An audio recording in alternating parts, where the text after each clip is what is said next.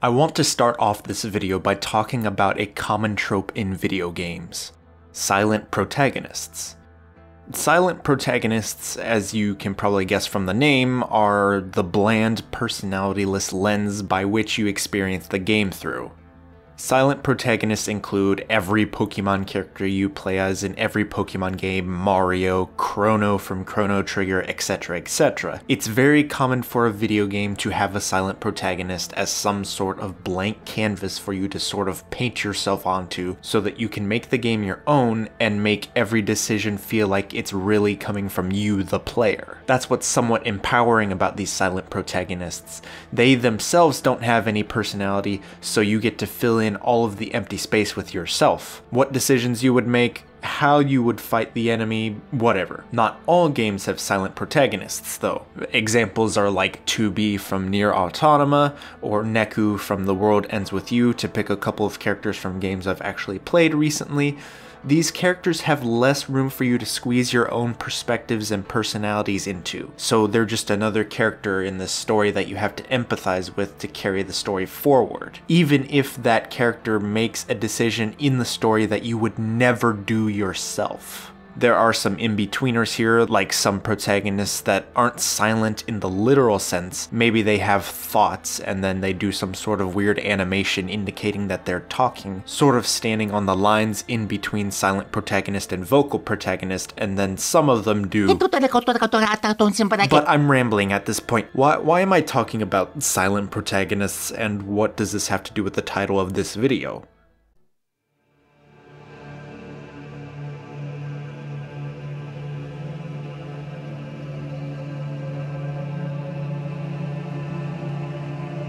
Penitent one, you who carry the painful guilt in your cracked hands. Lend it to us and alleviate our burden. Lend it to us and wipe away our tears. Because it is an act of penitence.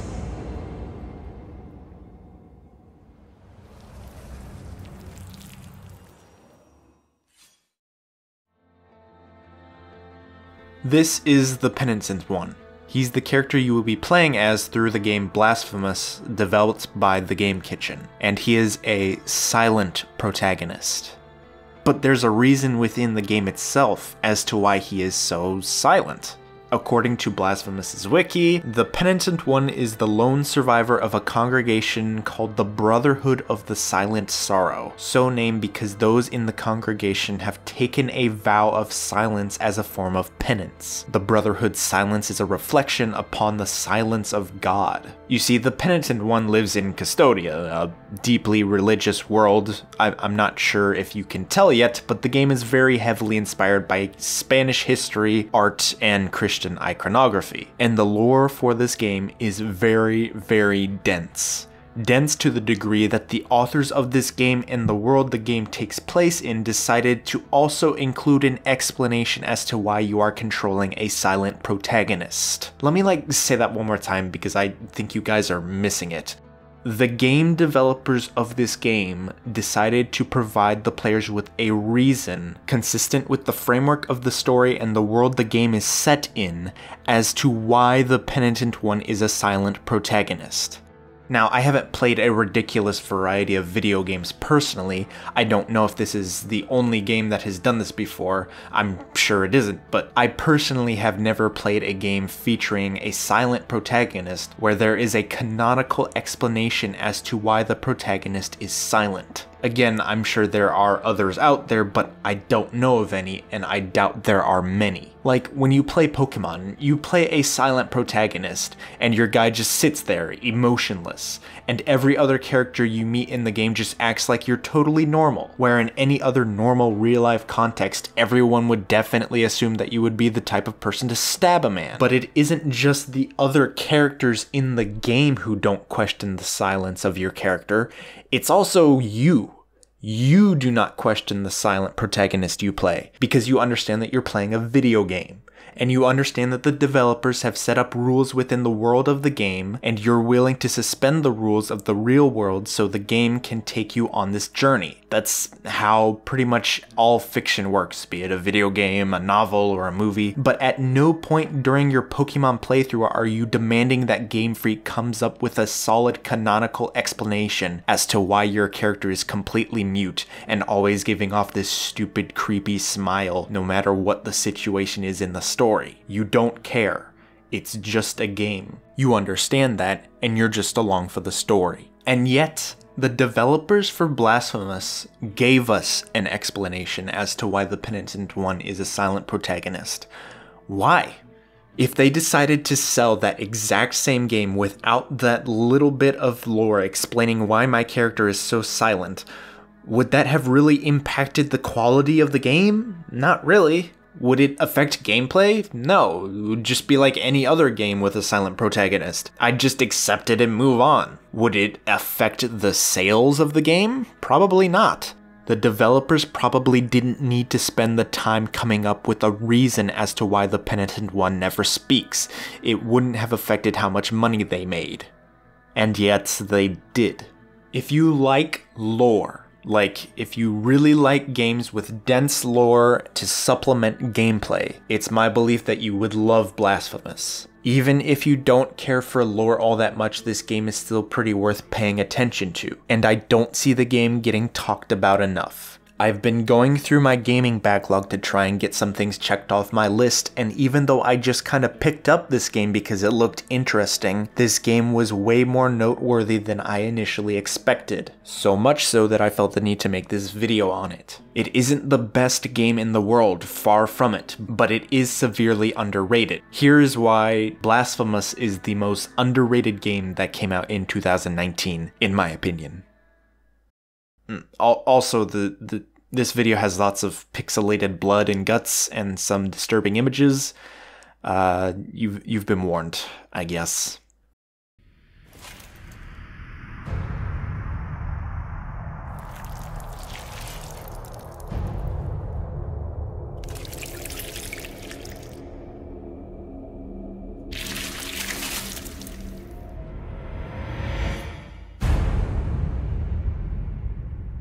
Joseph Anderson has a video on Dragon's Dogma where he lists 6 reasons why people play video games. Story, challenge, progression, fun, art, and multiplayer. Most games have more than one of these, and very rarely do these categories not overlap. But more recently, Joseph Anderson released a video on Little Nightmares where he decided to correct his list by adding one more category that wasn't there before. For the experience. For the experience is very vague, and as Anderson points out, it's not very easy to measure exactly. But as I personally have been trying to figure out why I play the games that I play, I find that this category is the one that speaks the most to me. A good example of this is the game Gris. Gris is an art game. I love Gris. It was the first art game that I ever played, so it stands out to me a lot. But why did it stand out to me a lot? Why did it stand out to all the other people who played it? Well, we can go through the list of categories here. Story? Well, kinda.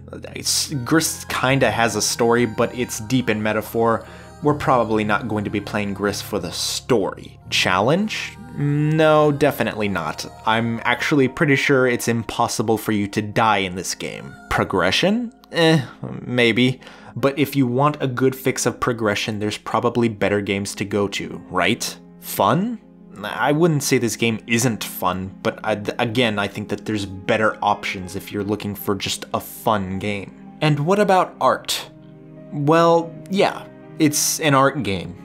Everything is hand-drawn, the environments look very nice, and the OST is amazing as well. So I might say yes to this one, but also this category kind of bleeds into the last category, for the experience. Gris is an experience. It's not attempting to give you a bunch of kicks of dopamine and hook you into a progression ladder so much as it wants you to experience something. I love Gris, but I have a lot of friends I wouldn't recommend this game to because I know they wouldn't care so much for art or the experience. They care more for games that offer progression, fun, or challenge. Blasphemous fills a number of these roles.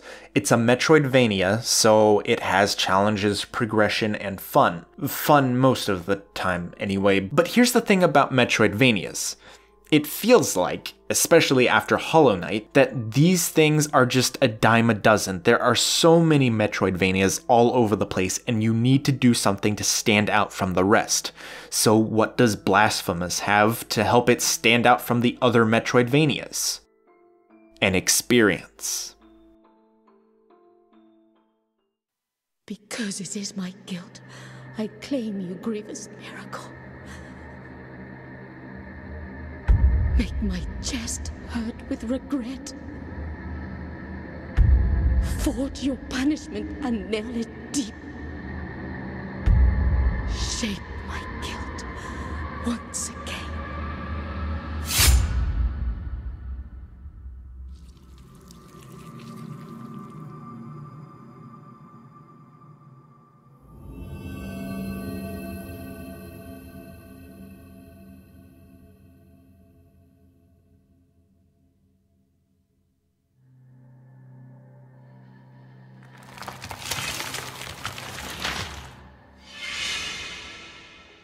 Before we get to that experience though, I want to talk about the challenge, progression, and fun aspects of the game first, before we get to how the game handles the lore. We'll talk about combat first, because the combat in this game is far from perfect. I'm going to be comparing this game to Hollow Knight a decent bit throughout this video, primarily because it's the only other Metroidvania I've played, unless you count Owlboy, which I don't really, and because it's the only other Souls Metroidvania I've played.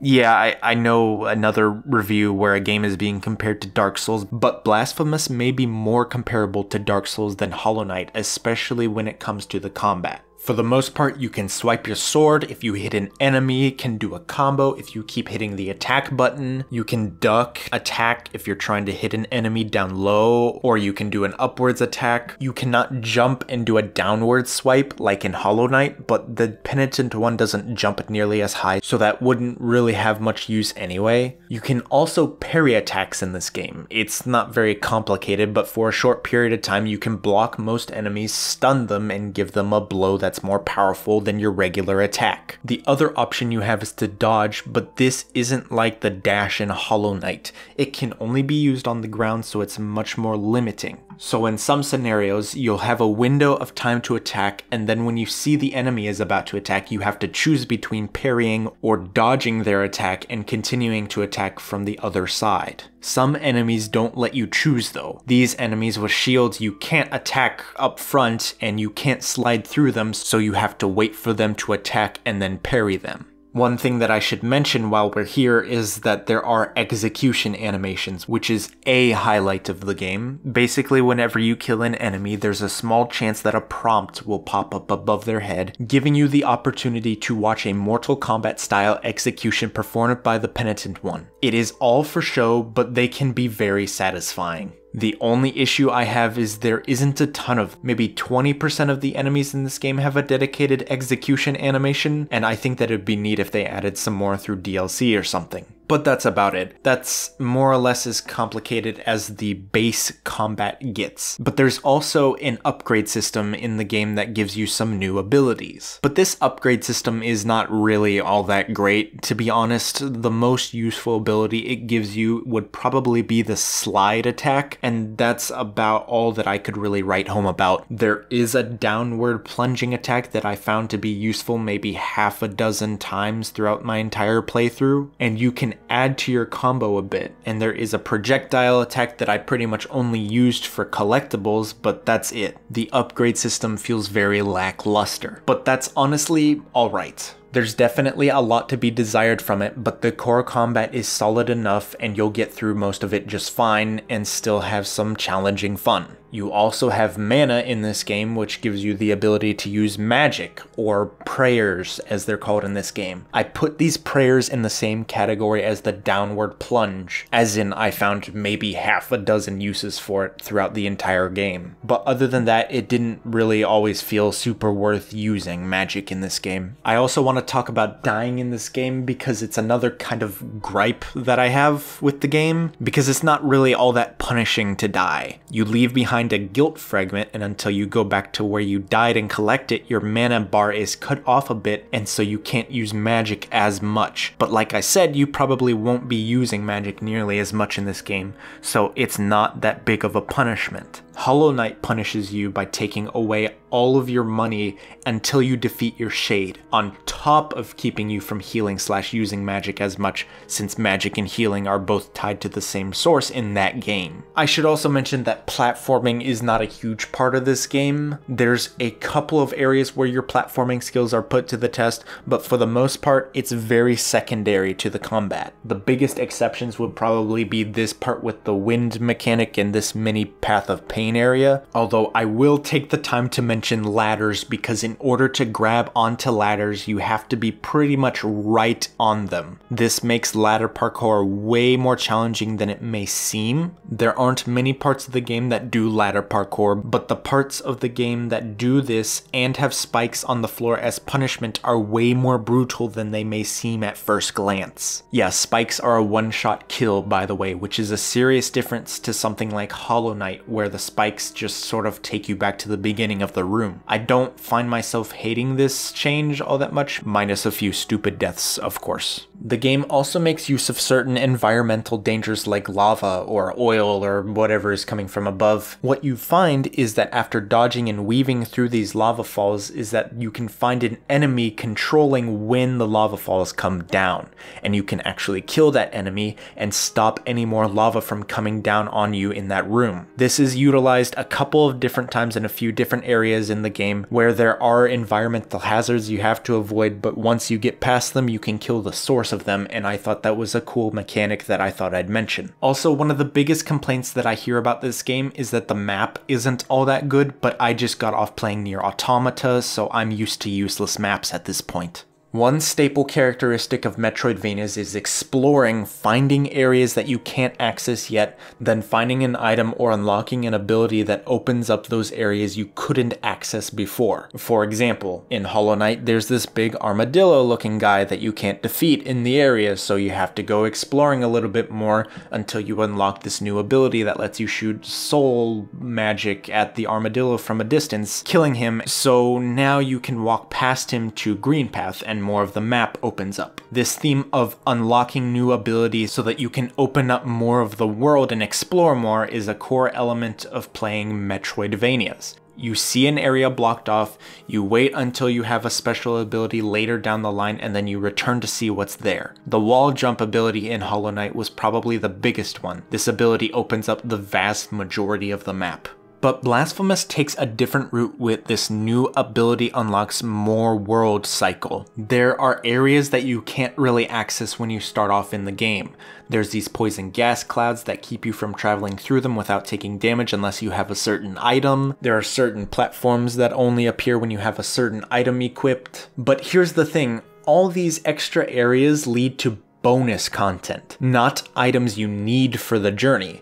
It's all just for more collectibles or power-ups. You can actually beat the entire game without using any of these extra abilities. This is such a huge take on the ability cycle in Metroidvanias that I almost wonder if this isn't really a Metroidvania, considering how core this concept usually is in that genre. I know that I, for one, beat the game on my first try without unlocking 1 or 2 or 3 of the abilities, and I was so confused as to how I actually won, because I figured the game would guide me to all these abilities naturally as I progressed through the game.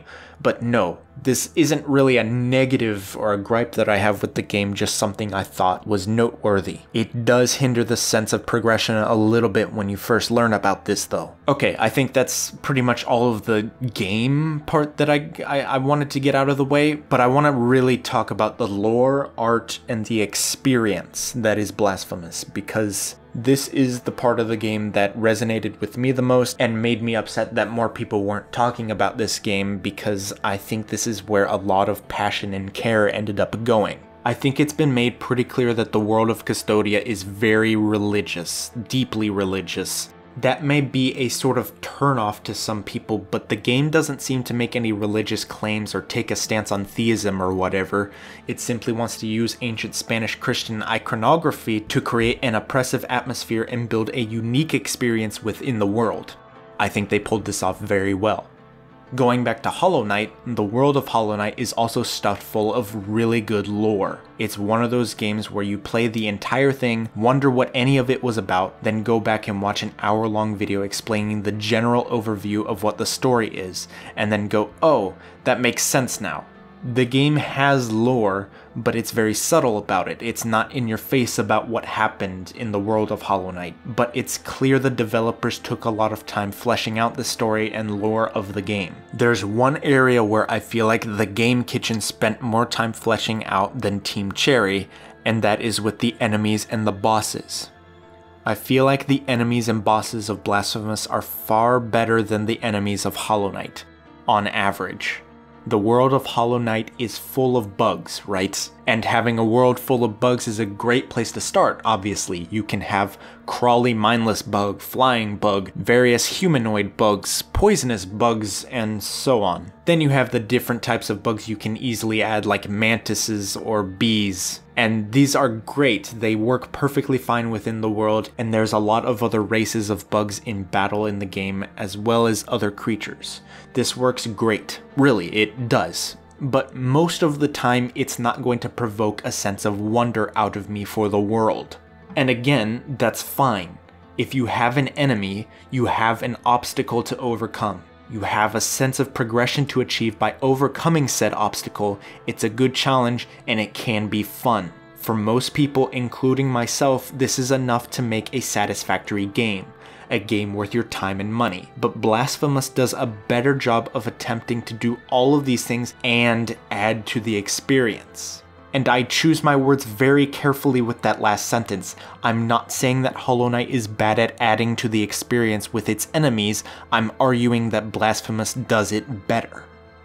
This is one of the first enemies that you come across in the game. It's not easy to tell specific details in the pixel art, but it seems to be a woman tied by rope to an angel statue. When you walk up to her, she violently attacks you by slamming her statue right at you. You can parry, but she's strong enough to push you back so you can't counterattack.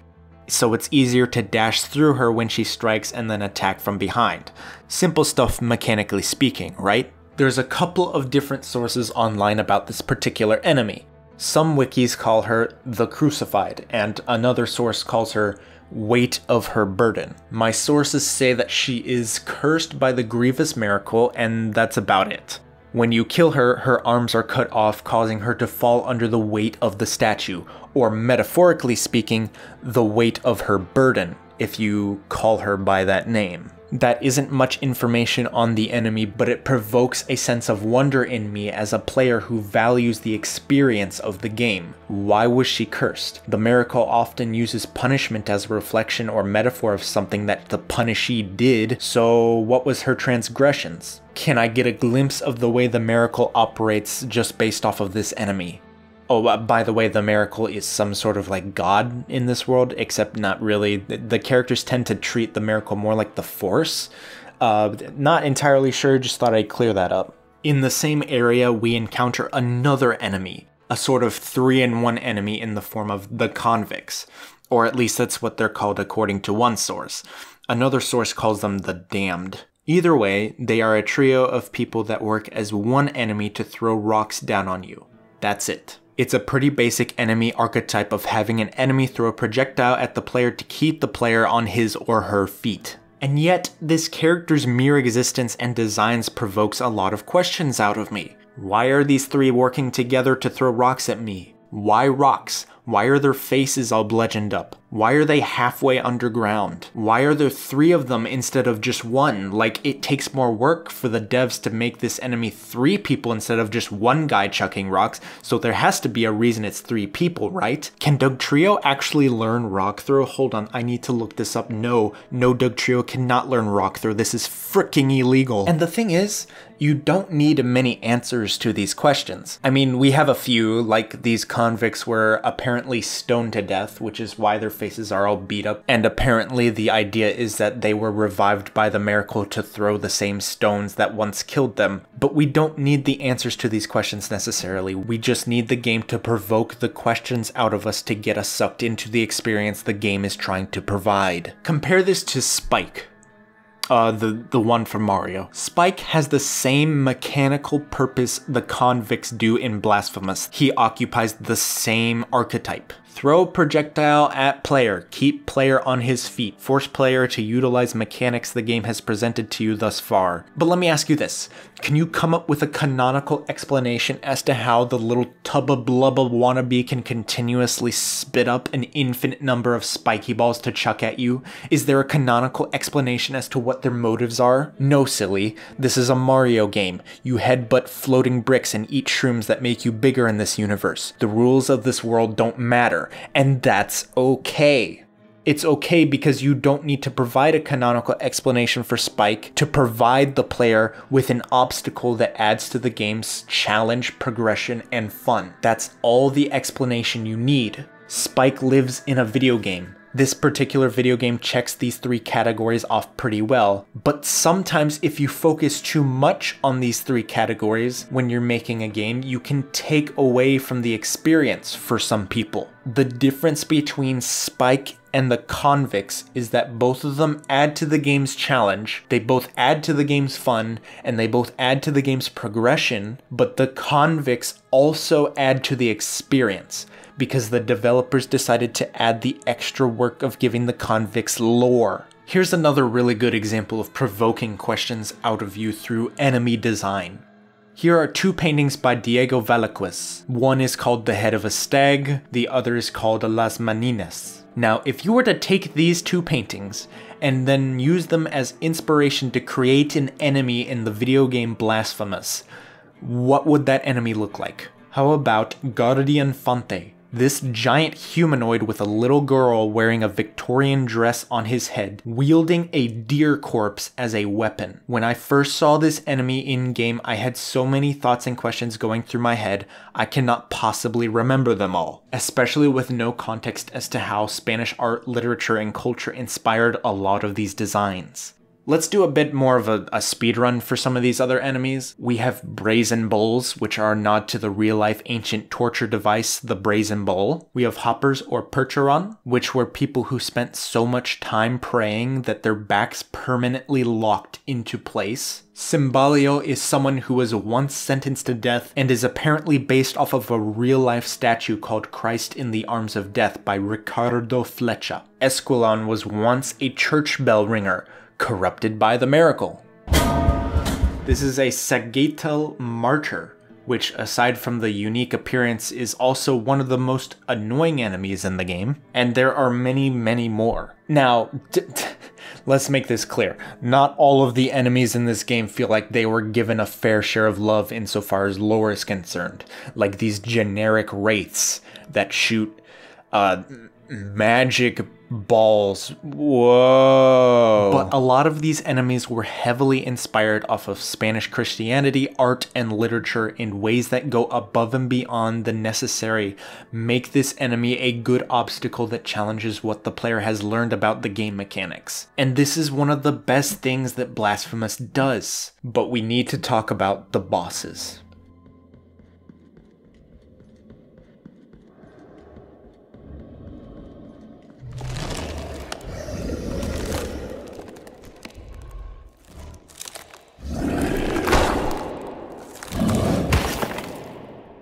The bosses are probably the best thing in Blasphemous. I think most people who have played this game would agree that the bosses were definitely the highlight of the game. And the exact same thing we talked about the enemies of Custodia apply here as well. Looking at Hollow Knight is the same thing. I get what's going on with these bosses for the most part. I understand. It's a big bug with some armor and a club. I get that. It's a bunch of ninja mantises. I get it. It's a bush. I get it. I'm fighting a bush. Not all of these bosses leave a huge impact on me as someone who values an experience. Some of them do, some of these bosses are great, but Blasphemous's bosses hit me on a whole different level.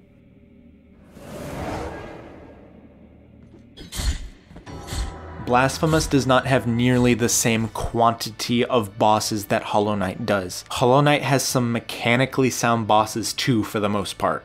The Mantis Sisters, for example, is one of my favorite boss fights in any game ever. But sometimes these bosses are a bit hit or miss. Blasphemous has fewer bosses, but all the bosses the game does have are really well done mechanically and visually. And that actually kind of leads me into one of the biggest negatives that I have with the game. I found pretty fast that the bosses were probably going to be the absolute best part of the game, so I was very disappointed to learn that pretty much all of them were in the trailer of the game. This upset me to the degree that I'm not going to show footage of all the bosses in this video, just the first handful, because I really feel like I would have enjoyed the surprise of some of them. There's one boss in particular in the latter half of the game called Exposito. Exposito is one of the first things that I think about when I think about Blasphemous. I won't show any footage of him even though he's in the trailers, so technically it wouldn't be spoilers, but the image of this boss was the most impactful thing for me personally. Exposito is also, as far as I'm aware, the only boss in the entire game that has the ability to one-shot kill you. It's a pretty easy move to avoid thanks to how painfully telegraphed it is. In fact, I would argue that it's a bit too well telegraphed. But when it did happen to me for the first time, the animation was so brutal and unexpected that my jaw hit the floor. There are sort of two varieties of bosses, the giant ones and the knights that actually are more about your size. The giant ones are more about finding patterns and sneaking in attacks whenever you can find an opening, and the smaller dudes have more parrying involved. As a result, the bigger bosses tended to test your skill on positioning, whereas the smaller bosses did a little bit of everything. I think that mechanically speaking, the smaller bosses were more fun to fight, but the bigger bosses were a lot more fun to look at. I don't really want to say much more about these bosses except that they were all pretty visually appealing, mechanically sound, and pretty well balanced. The only complaint I have is some of the latter bosses have the ability to hit you multiple times in a row due to the fact that your hit stun is just long enough. So you'll take damage from lightning, fall over in hit stun, and before you can get up and start moving again, the next bolt of lightning has already hit you, and you usually end up taking a huge chunk of damage, and if you're at like half health, you're basically dead. Other than that, I wish there was either more bosses for me to be surprised at, or less in the trailer. I was also planning on talking about the lore for some of these bosses as well, but I decided not to, mostly because it's 3 in the morning and I'm tired of writing this script, but also because I feel like they're more fun to figure out for yourself. The bosses have even more dense lore than the regular enemies, as you should expect. Just a couple of other smaller things that I want to go through before we end this video off. The first of which being the collectibles. I enjoyed finding all of them for the most part. The collectibles don't help you too much overall, but each of them has a little lore button next to them, and it's how you learn about most of the lore behind Custodia. It's a neat little puzzle for the community to put together through item descriptions, and I honestly kind of like it. The music is another thing I wanted to touch on. It was okay. The OST for this game works. That's it. It's nothing to write home about. I've heard some people say that the music in this game was really good, and I just kind of felt like it got the job done. Nothing to write home about. Then again, I had just finished playing. So yeah, I might be a bit used to playing some games with the best soundtracks of all time, but whatever. I've said a lot of positive things about Blasphemous, and every time I do, I worry I'm overhyping it a bit. This is probably where I should remind everyone that the title of this video is why Blasphemous is the most underrated game of 2019, not the best game of 2019. Blasphemous has a lot of problems. Its combat upgrade / magic system has a lot to be desired, it has a few bugs towards the end, and it's definitely not a game for everyone. I would go so far as to say that if you haven't played Hollow Knight, I would highly recommend you play that game over this one if you had to choose between the two. I think Hollow Knight is a better overall game than Blasphemous, but I don't want Blasphemous to go unnoticed. There's too much care and passion crafted into this game for me to let it go ignored. If you're trying to find Metroidvanias to fill the time while we're all patiently waiting for Hollow Knight's sequel to come out, this game is pretty dang great. It also sounds like free DLC for the game is coming, which I'm pretty excited for, and the true ending kinda left the door open for a sequel, so who knows. I'll definitely be keeping my eyes on the Game Kitchen in the future though. I don't feel like most people will care about this game nearly as much as I did. I feel like I hit something that just kinda speaks to me personally, but I feel like it was worth expressing why I felt that way. I hope you like the game too if you decide to give it a try. As a game, Blasphemous is probably an 8.5 out of 10. Solid all around. As a product, Blasphemous is also probably an 8.5 out of 10. You'll probably get your money's worth out of this game, despite the flaws that it has. As a work of art though, Blasphemous is a 10 out of 10.